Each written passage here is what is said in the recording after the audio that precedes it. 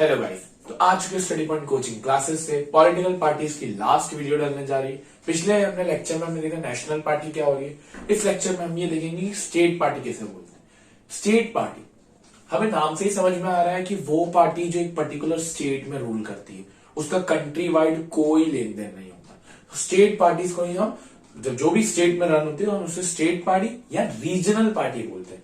हमने national party को recognised party बोला था, इसको हम रीजनल पार्टी बोल रहे हैं, ठीक है। और जो नेशनल पार्टीज होती है, ऐसा नहीं समझे कि स्टेट पार्टीज का कोई यूजेज नहीं है। स्टेट पार्टीज का भी अपने आप में बहुत यूजेज रहता है। आपको पता होगा कि जो नेशनल पार्टी रहती है वो कोएलिशन गवर्नमेंट भी बनाती है, गठबंधन सरकार भी बनाती है, जैसे यूपीए, एनडीए। तो ये किसके साथ बनाते हैं? ये स्टेट पार्टीज के साथ बनाते हैं। नेशनल पार्टी स्टेट पार्टीज के साथ कोएलिशन करती है, तो स्टेट पार्टीज का भी अपना ही एक यूजेज है। तो इसलिए state wide parties are called state और regional parties. National parties form alliance with state parties और इससे आपकी डेमोक्रेसी और फेडरलिज्म भी बढ़ता है। और इसके कुछ एग्जाम्पल जैसे शिवसेना की पार्टी महाराष्ट्र में रन होती है, समाजवादी पार्टी यूपी में, आम आदमी पार्टी दिल्ली में, पंजाब में। तो कुछ ऐसी पार्टीज के नाम है जो स्टेट वाइज रूल करते हैं, इनका नेशनल इन्फ्लुएंस नहीं होता। अब जैसे हमने नेशनल पार्टी में देखा था कि कुछ क्राइटेरिया बना हुआ, वो ये था कि 6% या तो लोकसभा इलेक्शंस में या तो आप किसी भी 4 स्टेट्स में गवर्नमेंट बनाइए, और उसके साथ एक कंपलसरी चीज ये थी कि आपको कोई भी 4 सीट्स जीतनी पड़ेगी लोकसभा में। वैसे ही स्टेट पार्टी के लिए भी है, वो क्या है, 6% votes in assembly elections. Assembly elections जो हर स्टेट में हो, उसके 6% वोट्स, और कोई भी 2 सीट्स उन्हें जीतनी पड़ेगी लोकसभा में। ये डेटा आपकी बुक का ही है, तो ये फंडा है। वहां पर अलग था, वहां पर चॉइस दी थी, एमसीक्यू दिया था। यहाँ कोई चॉइस नहीं है, यहाँ दोनों चीजें फुलफिल होनी चाहिए, ठीक है। तो ये होती है स्टेट पार्टीज। अब हम बढ़ते हैं आगे। चलिए अब बात करते हैं कि पार्टीज का हमने सब समझ लिया, functions, national party, state party.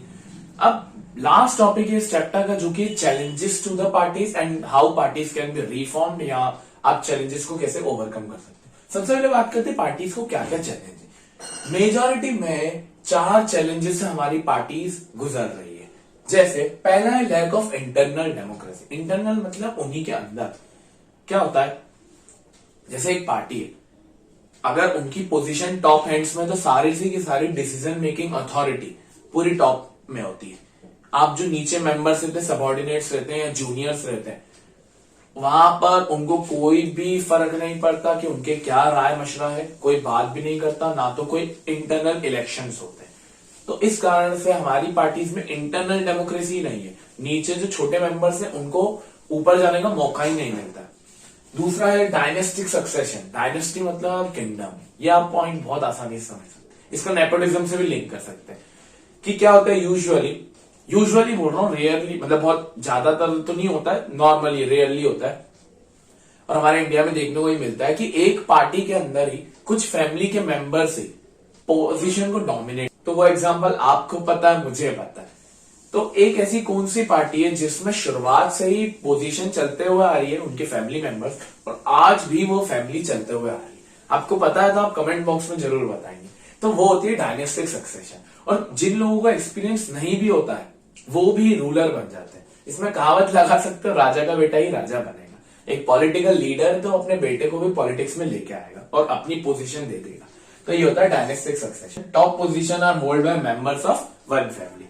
फिर आता है तीसरा मनी एंड मसल पावर। बड़ा आसान है। मनी मतलब पैसों और मसल पावर मतलब क्या है कि कुछ कुछ पॉलिटिकल लीडर्स के क्रिमिनल कनेक्शंस होते हैं, और उस क्रिमिनल कनेक्शन की हेल्प से वो क्या कर सकते हैं, पार्टी में टिकट को सिक्योर कर सकते हैं, इलेक्शंस को जीत सकते हैं।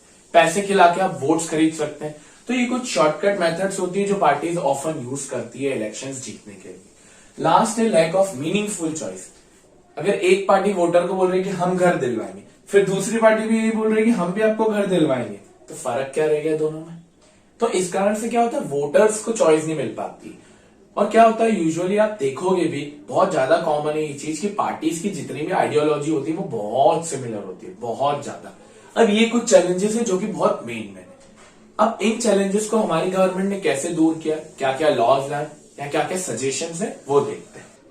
चलिए तो अब बात करते हैं कि कैसे हम पार्टीज को चेंज कर सकते हैं, रिफॉर्म कर सकते हैं। यहाँ हमने जो चैलेंजेस देखे money and muscle power, dynastic succession, lack of internal democracy, lack of meaningful choice, इन सबको हम कैसे दूर कर सकते हैं। अब उसके लिए कुछ लॉज हैं, कुछ एफर्ट्स किए गए गवर्नमेंट द्वारा या ईसीआई द्वारा, इलेक्शन कमीशन द्वारा, एंड कुछ सजेशंस भी है जो हम अपने एंड से भी डाल सकते हैं। तो समझते हैं क्या है। 3 लॉ है।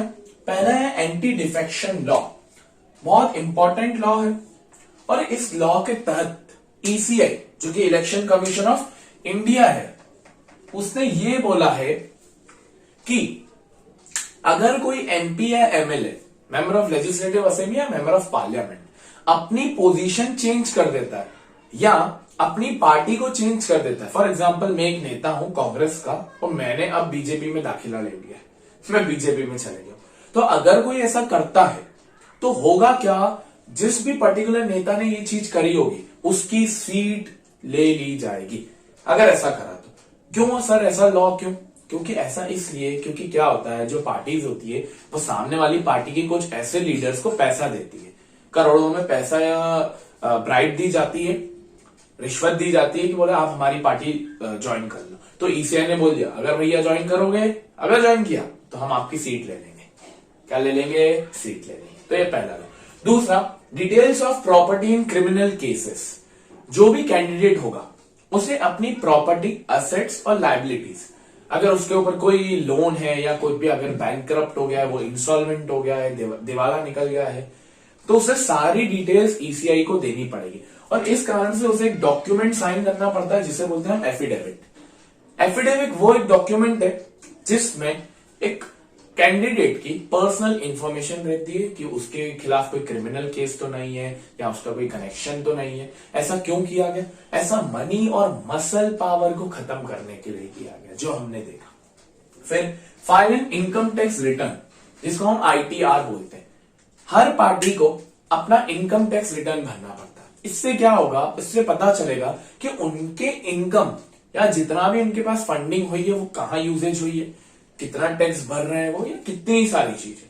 और ईसीआई ने ये भी मैंडेटरी कर दिया कि आपको ऑर्गेनाइजेशनल इलेक्शंस करवाने पड़ेंगे। ऑर्गेनाइजेशनल इलेक्शंस मतलब अपनी पार्टी के अंदर ही इलेक्शंस करवाने पड़ेंगे, क्योंकि हमने चैलेंज में देखा था कि लैक ऑफ इंटरनल डेमोक्रेसी। तो हमने 3 लॉ देखे, एंटी डिफेक्शन लॉ, फिर हमने देखा आपका आईटीआर वाला, और फिर हमने देखा एफिडेविट या पर्सनल इंफॉर्मेशन वाला।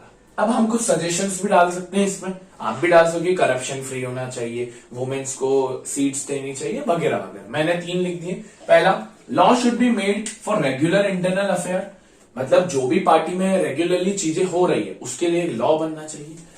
1/3 seats should be given to women, ताकि वुमेन का भी इक्वल पार्टिसिपेशन दिख पाए।